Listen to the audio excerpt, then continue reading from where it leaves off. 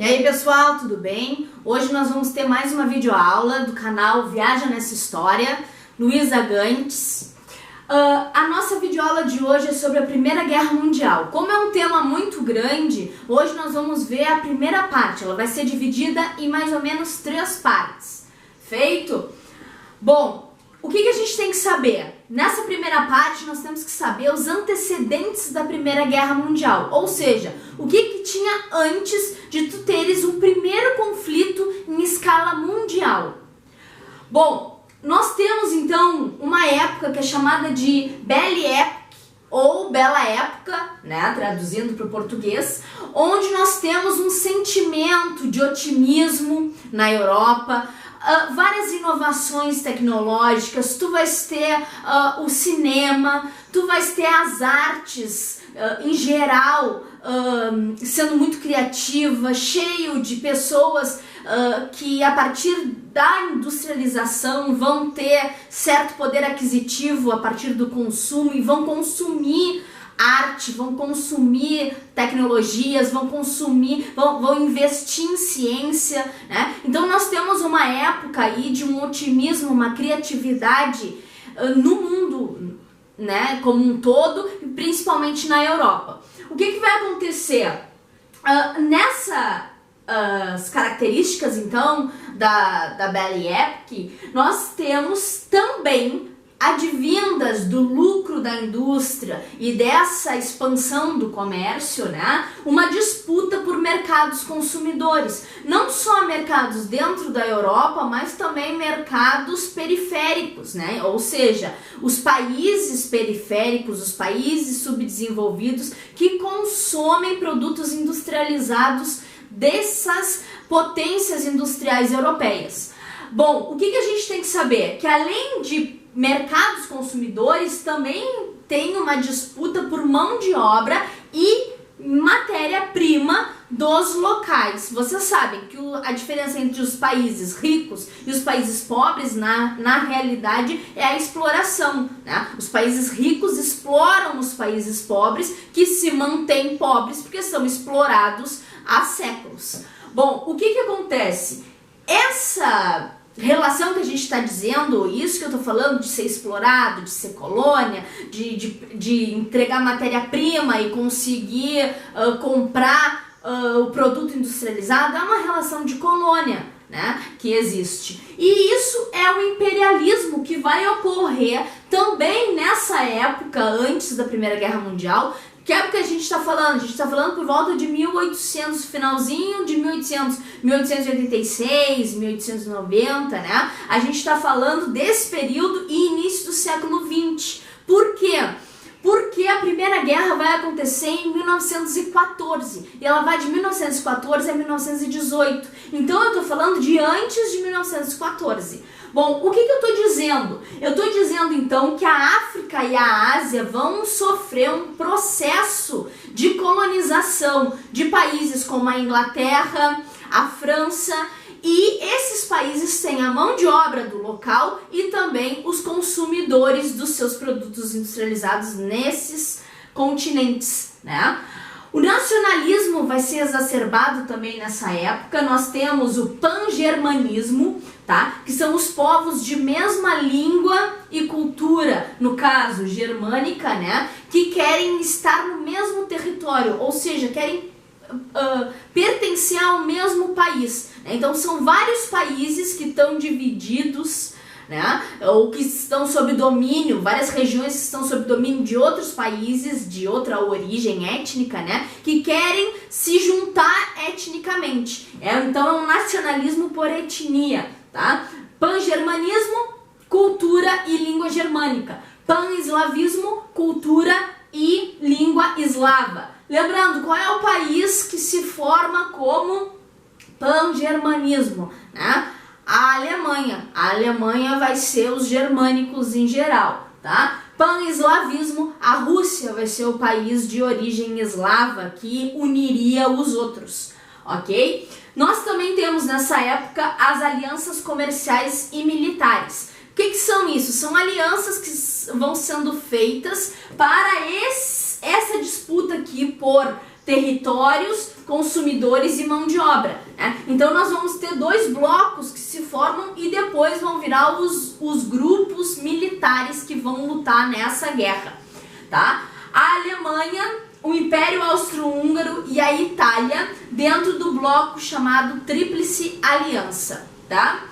A Inglaterra, a Rússia e a França dentro do bloco que vai se chamar Tríplice Entente. Eu normalmente gravo que a Tríplice Aliança, que começa com A, tem a Alemanha, que começa com A. Pra mim ajuda, não sei se pra vocês vai ajudar, tá?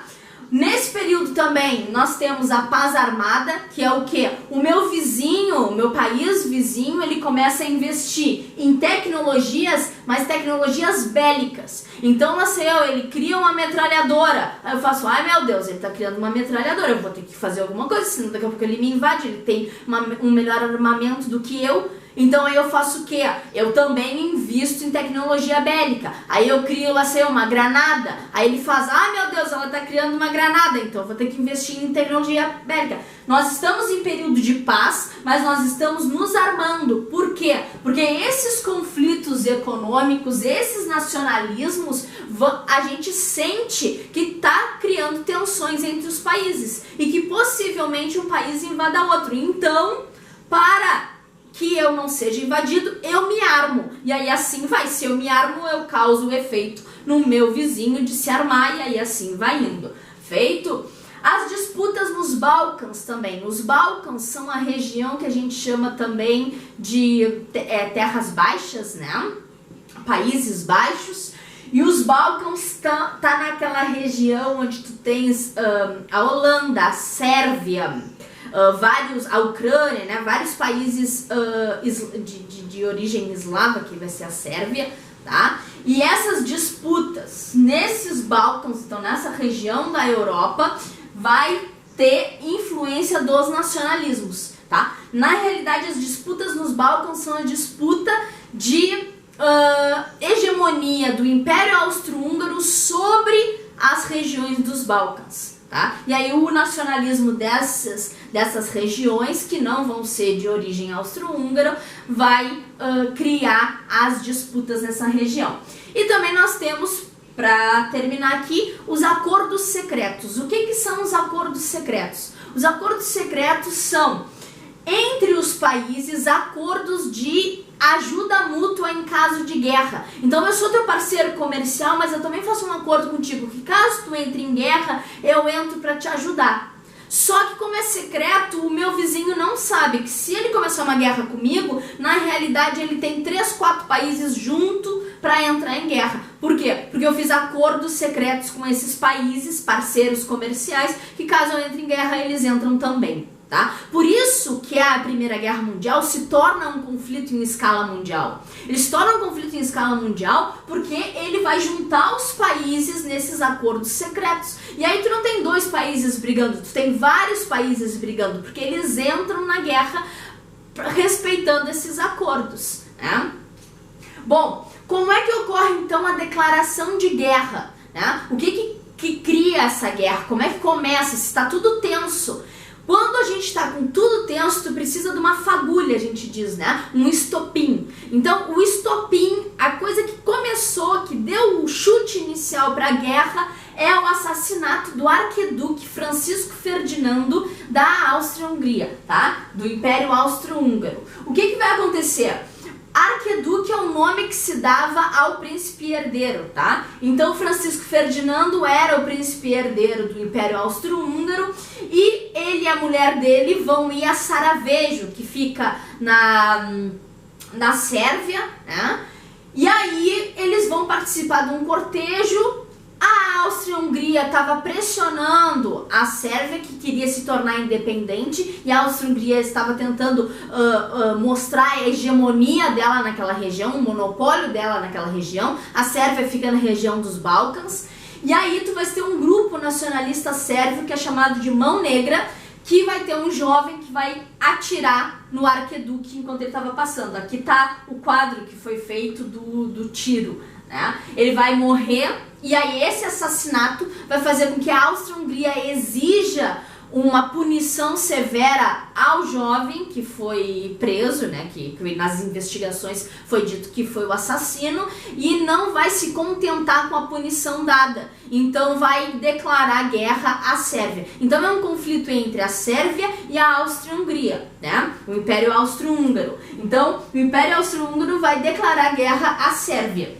E aí o que nós temos? Eu falei lá pra vocês que a gente tem os acordos secretos que vão tornar um conflito entre a Sérvia e o Império Austro-Húngaro, e um conflito em escala mundial. Mas não é só isso, né, gente? Eu posso não querer entrar, posso romper um acordo, posso perder o meu parceiro comercial, mas uma guerra para mim pode ser às vezes uma desvantagem, pode atrapalhar minha economia, eu vou ter gente que vai morrer, eu vou gastar com armas, né? E aí eu posso não querer entrar numa guerra, não é só o acordo que me força a entrar na guerra. Mas o que me força a entrar na guerra? Na realidade são os interesses dos países. Eles têm acordos comerciais e secretos, né? Mas eles também têm interesses em territórios dos outros e não necessariamente dentro da disputa. O que explica melhor isso, tá? Sérvia e Império Austro-Húngaro é que vão começar a guerra, né? Mas nós temos a Rússia apoiando a Sérvia. Lembram que a Rússia era o país de língua eslava? E a Sérvia queria o pan-eslavismo, ou seja, ela queria pertencer a um país de língua eslava e não ao Império Austro-Húngaro. Quando a gente fala assim, parece assim, tá, só deixa as pessoas irem para a Rússia. Mas não é isso que é pertencer a um país. Não é tu pegar a população e dizer, olha, vocês podem ir para a Rússia se vocês quiserem. Não, é o território que é a Sérvia ser, a partir do momento de independência ou de anexação do Império Russo, ser agora Império Russo. Então, quer dizer, o Império Russo ia se expandir com o pan-eslavismo, porque ele ia ter territórios nos Balcãs. Né? E o Império Austro-Húngaro ia diminuir. Por quê? Porque ele ia perder esse território. Então a gente está falando de território, a gente não está falando só de população. A gente está falando de população que paga imposto, mas a gente está falando de minérios que tiverem nesse território, a gente está falando de riquezas hídricas que tiverem nesse território, a gente está falando de qualquer tipo de matéria-prima que vá se descobrir nesse território. Então não é interessante tu perder território, nenhum país faria, não, tudo bem, vocês podem aí não fazer mais parte de mim, né? Então é isso que a gente está vendo. Então a Rússia, as setinhas em verde, eu fiz, esse esquema aqui é meu, tá? As setinhas em verde eu fiz de quem tem alianças. As setinhas em vermelho é quem está brigando, quem quer territórios dos outros. Então a Alemanha tem um acordo com o Império Austro-Húngaro de caso o Império Austro-Húngaro entre em guerra, ela apoia, já que ela faz parte da Tríplice Aliança, né? A Rússia vai, a partir do pan-eslavismo, defender a Sérvia contra o Império Austro-Húngaro, porque se a Sérvia vence essa guerra, a Sérvia é anexada pela Rússia, né? Então a Rússia tem interesse. A França está dentro dos acordos com a Rússia, porque a França faz parte da Tríplice Entente, onde a Rússia também faz parte. Então ela teria que apoiar a Rússia. Mas além de ter, através do acordo, que apoiar a Rússia, a França quer territórios da Alemanha, onde a França perdeu na Guerra Franco-Prussiana. A Alemanha antes era a Prússia. A Prússia era o maior reino germânico que tinha na região e anexou os demais reinos, unificando e se tornando a Alemanha. Mas antes desse processo de unificação, França e Prússia, que agora é a Alemanha, lutaram e a França perdeu a região da Alsácia-Lorena, que é uma região de minério de carvão. Então, a França quer os territórios da Alemanha. Pode ver que a França não está nada aí com o Império Austro-Húngaro. A França quer brigar com a Alemanha.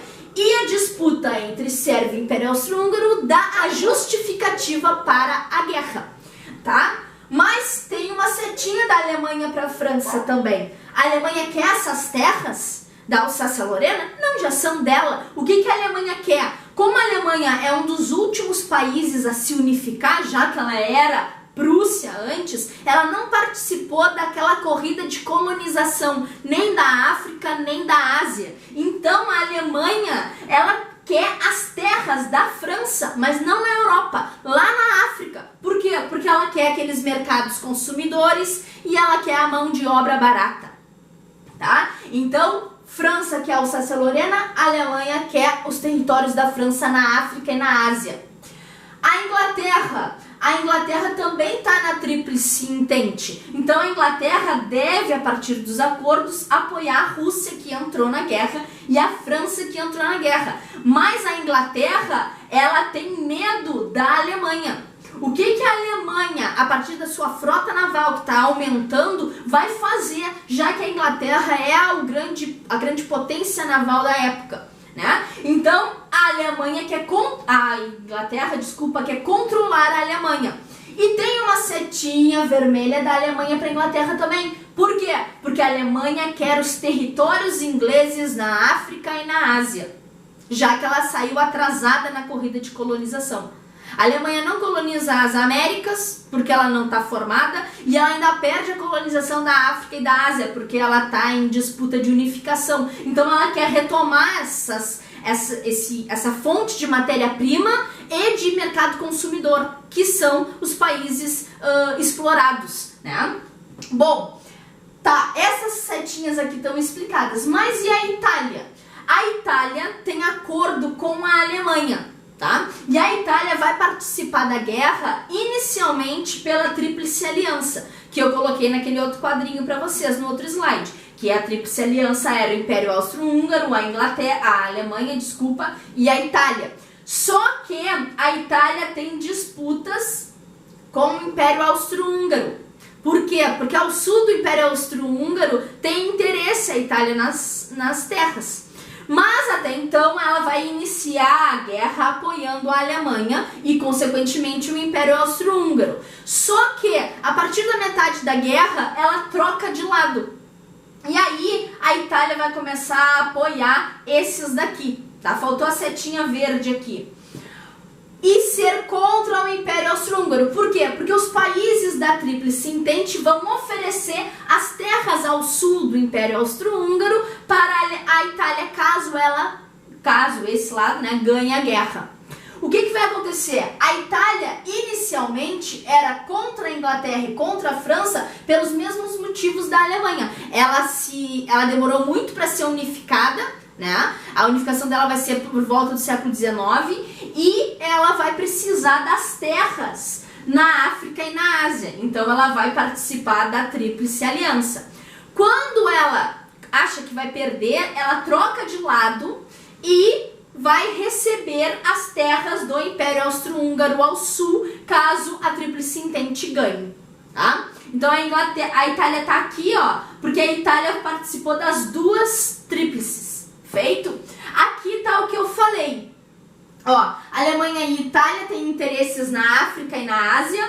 A Rússia quer os povos eslavos unidos, então ela ajuda a Sérvia sob a liderança russa, né? A França quer a Alsácia-Lorena, que é uma região que ela perdeu para a Alemanha, e isso a gente chama de revanchismo francês.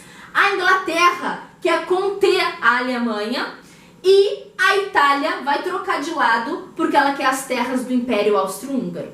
Aqui, ó, tem um mapinha das rivalidades que vão ocorrer, ó. Vai dizer aqui, ó, a Áustria-Hungria, a minoria do Império Austro-Húngaro reivindicam maior autonomia. Tá aqui os grupos que formam o Império Austro-Húngaro: tchecos, eslovacos, polacos, ucranianos, eslovenos, croatas. Aqui a Itália pretende se apoderar das terras ao sul do Império Austro-Húngaro. Aqui, ó, nessas terras aqui, ela quer vir para cá. A Sérvia quer ter acesso ao mar e apoia as reivindicações dos eslavos nos Balcãs. O que são os Balcãs? Essa região aqui, ó, acima da Grécia. Isso daqui são os Balcãs, tá? A Rússia quer proteger os povos eslavos nos Balcãs e ter domínio sobre eles. A França quer recuperar a zona da Alsácia-Lorena, que é a divisão entre França e Alemanha. E a Inglaterra, o Reino Unido, né, tem medo do poderio naval da Alemanha. Tá ali o que eu falei para ficar melhor, tá bem? As características então da Primeira Guerra Mundial. Ela vai de 1914 a 1918, tá? É o primeiro conflito em escala mundial por causa das coisas que a gente viu. Então, é uma guerra em escala mundial por quê? Porque tinha acordos secretos, sim, mas por causa dos interesses econômicos e coloniais dos países europeus, né? Que vão se aproveitar do conflito para conseguir terras em outros locais. Então é por isso que a guerra se torna mundial. Porque tu fala assim, tá, mas só tem aqueles países ali envolvidos, porque tu tá falando do mundo. Tá, mas eles estão lutando na Europa e eles estão lutando na África e eles estão lutando na Ásia. Então eles vão levar a guerra pro resto do mundo, né? Os acordos secretos, então, são características dos interesses econômicos dos países, e a guerra ela é dividida em 3 períodos. Tu vai ter um período de guerra de movimento, onde as tropas vão conquistar territórios, perder territórios, vai ter uma locomoção das tropas.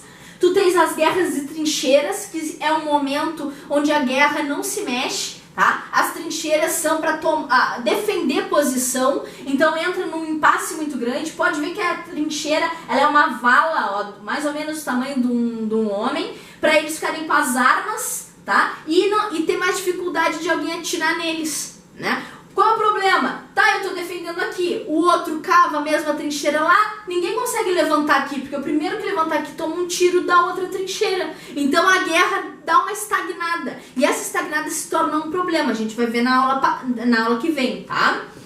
E aí depois volta a ser guerra de movimento, ok? Essas são as características. A nossa aula sobre a Primeira Guerra Mundial, a primeira parte, foi essa, gente. Espero que tenham gostado. Como o conteúdo é muito grande, eu não posso me estender muito, né? Mas nas próximas aulas a gente vai ver como é que foram as batalhas, esses problemas que tiveram da guerra, né, de trincheira, as armas e depois o fim da guerra, ok? Era isso, gente. Muito obrigado. Se inscrevam no canal. Beijão!